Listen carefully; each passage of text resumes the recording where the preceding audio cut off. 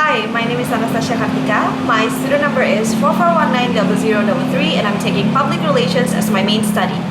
Today I'm going to tell you about one of my favorite movies of all time, Gone Girl. If you haven't watched the movie yet, watch out for spoilers. The day of his 5th wedding anniversary, Nick returns home to find that his wife Amy is missing. Her disappearance receives heavy press coverage as Amy was the inspiration for her parents' popular Amazing Amy children's book.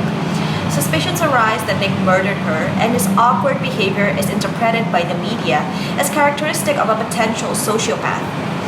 Flashbacks reveal that Nick and Amy's marriage has disintegrated. Both lost their jobs in the recession and moved from New York City to Missouri. Nick has become lazy, distant, uninterested, and unfaithful. Detective Rhonda Bonney uncovers evidence of financial troubles and domestic disputes. A report indicating that Amy wanted to purchase a gun and poorly concealed evidence of a struggle. She also finds a medical report indicating that Amy is pregnant, of which Nick denies knowledge. Through clues left for Nick by Amy, it is revealed that Amy, after discovering his affair, planned to frame Nick for her murder by integrating herself into local life, faking her pregnancy and fabricating a diary describing her fear of her husband. She has changed her appearance and name and is hiding in distant campground, believing Nick will be convicted and executed for her murder. Nick hires Tanner Bolt, an intelligent defense attorney who specializes in defending men accused of killing their wives, to prove his innocence. Nick meets Amy's ex-boyfriend Tommy O'Hara, who claims Amy framed him for rape. He also approaches another ex-boyfriend, the wealthy Desi Collins, against whom Amy previously filed a restraining order. But Desi refuses to share any details, probably because he's still in love with Amy. And we're just getting started. When Amy's neighbors rob her at a campground she is hiding in, she is left without any money and calls Desi. She convinces him that she ran away from Nick because she feared for her life. He agrees to hide her in his lake house, which is equipped with surveillance cameras. Nick convinces his twin sister Margot of his innocence.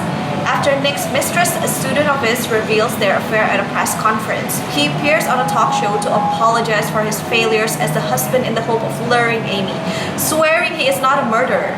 His performance improves his public image and rekindles Amy's feelings for him. She uses the lake house's cameras to her advantage, making it appear as though Desi kidnapped and abused her. She seduces Desi and kills him during intercourse by slitting his throat with a box cutter. It was gruesome. Then returns home covered in blood, naming him as her captor and rapist, clearing Nick of suspicion.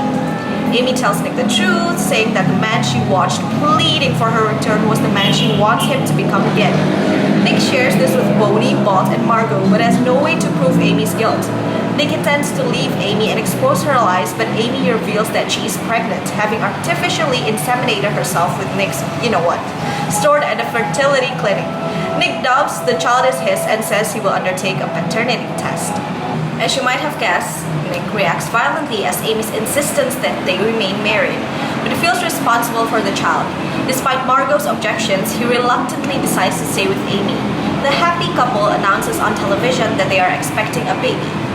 So I don't know about you guys, but the ending of this movie is perfect for me because it shows the intricacy and the struggle of a real relationship between two human beings. The first one is a human being that is quite egoistic, and the other one is a sociopath. And it just shows that love isn't just the resolution to marriage, that there's a lot of other factors in it. So I hope you enjoyed my review,